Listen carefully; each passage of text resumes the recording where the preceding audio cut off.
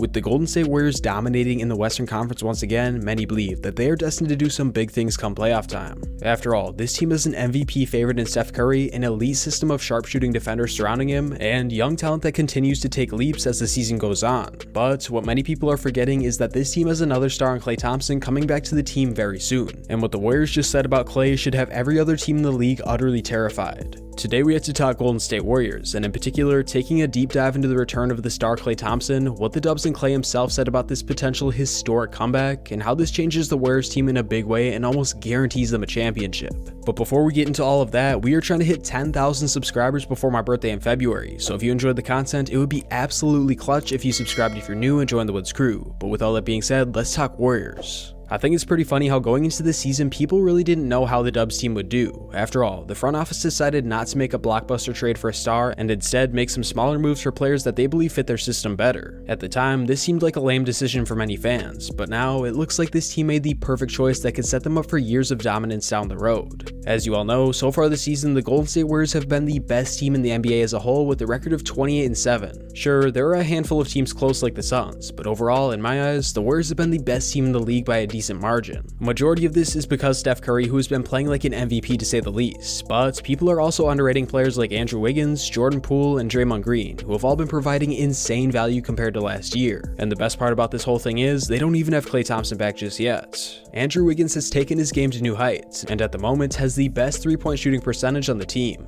And as a Timberwolves fan, I have to say, I did not see that one coming. Not only that, but Wiggs has also provided elite defense on the other end of the ball, making him one of the best wing defenders in the entire NBA. Jordan Poole, on the other hand, hasn't been the best defender, but at one point in the season, people were debating on whether or not he was the third splash bro alongside Steph Curry and Klay Thompson. To keep it short and simple with you all, this Warriors team is absolutely and utterly stacked. Just with the guys I mentioned alone, this team is the top seed in the West, but people are quick to forget that this team has an insane amount of developing young players like Jonathan Kuminga, Moses Moody, and James Wiseman, who is yet to even touch the floor this season. At this point, many people didn't think this team could possibly get any better, but with the recent news about Klay Thompson, now people are wondering if the Warriors could have another historic season. According to multiple reports, the Golden State Warriors have made it clear that Klay Thompson will be inserted to the starting lineup, quote, immediately after his return from injury. Now, I don't know about you, but to me, this means one thing and one thing only. Klay Thompson is back to his superstar form and is about to wreak havoc on the league. Ever since Klay got his second major injury about a year or two ago, many believed that when he came back, he would take on a six-man type role with fewer minutes, because, well, he just wouldn't be what he used to be on both ends of the floor. Sure, shooters never lose their touch, but Klay surely wouldn't be the elite defender that he used to be, right?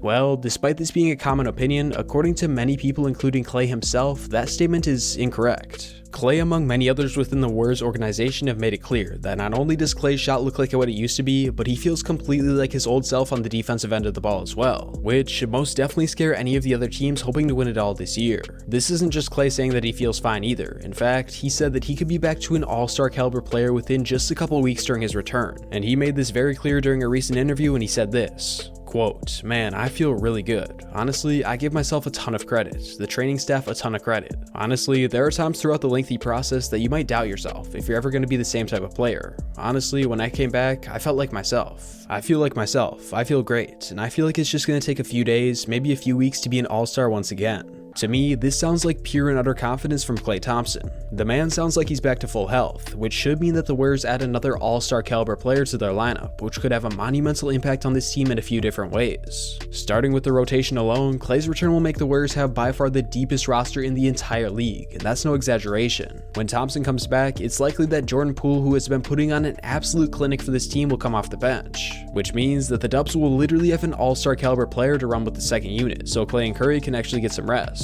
The Warriors could definitely play around with their lineups and try running Klay at the 3 and Wiggs off the bench, but either way, the Warriors will now have an elite player as their sixth man, which adds to the depth of this team even more, and the stats don't lie. So far this season, the Warriors have basically 3 players that are averaging 20 or more points in Curry, Wiggins, and Poole. But that's not where it ends, because the next 7 players on the roster are averaging 6 or more points per game. Now, this might not seem like a ton of players for a team like the Warriors, but 7 players scoring between 6 and 10 points a game adds up very quickly, especially when you have 3 20-point per game scorers as well. Add another 20-point per game scorer in Klay Thompson, and well, this team might be one of the best offensive and defensive rosters in the entire league. Back to the new lineup with Klay though, because in my eyes, Poole would be a much better option off the bench to lead the second unit. I do like the idea of Wiggins coming off the bench, but to me it just seems like he fits perfectly with the Warriors starting lineup needs. The man doesn't need the ball in his hands to be good. He can pop open threes when needed, and like mentioned, he has become one of the best wing defenders in the entire league. Not to mention, keeping Wiggins in the starting lineup with Klay and Draymond Green would form one of the best closing defensive lineups in the entire league. Sure, the team doesn't have an insanely good defensive big man, but with the league so three-point oriented at this point, 3 elite wing defenders would do some serious damage against teams that don't have a superstar big man, which in the Western Conference is basically everyone except the Denver Nuggets. Unlike Wiggins, Poole is much more of an on-ball guy, which is why him coming off the bench in the new rotation makes so much sense. Poole could lead the second unit with the ball in his hands and provide them with the scoring boost they need while their stars are on the bench. Overall, the addition of Klay Thompson takes the depth of this team to the next level, and even saying that might just be an understatement for this team because of what they're able to do with their really young talent. Normally, when a player is drafted in the lottery, they're basically guaranteed a starting role on their team because, well, their team is bad.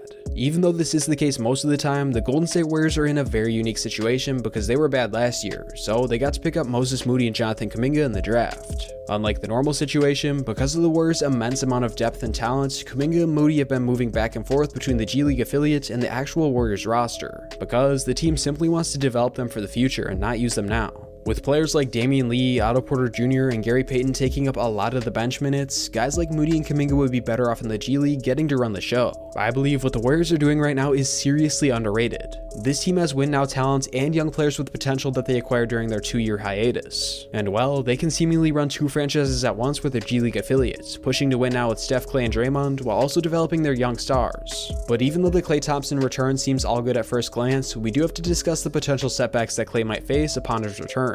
Notice how in the interview I mentioned, Klay Thompson said it would take him a few weeks to get back to all-star form. And well, that's because there are some aspects of the game that Klay Thompson still believes it will take some time to get back into the swing of. I don't think there's anyone who could better explain this situation than Klay, and in an interview he pretty much summed it up. Quote, "The shot feels great, it's always felt great. The shots I'm not worried about. The hardest part when you come back from a long layoff is timing, the rhythm of the game, and the conditioning aspect. Even when I do come back to play, whenever it is, it's going to be on a minutes restriction, and there's going to be some build up throughout the whole season so I can hopefully peak when it's winning time, which is all the time, but when it really matters.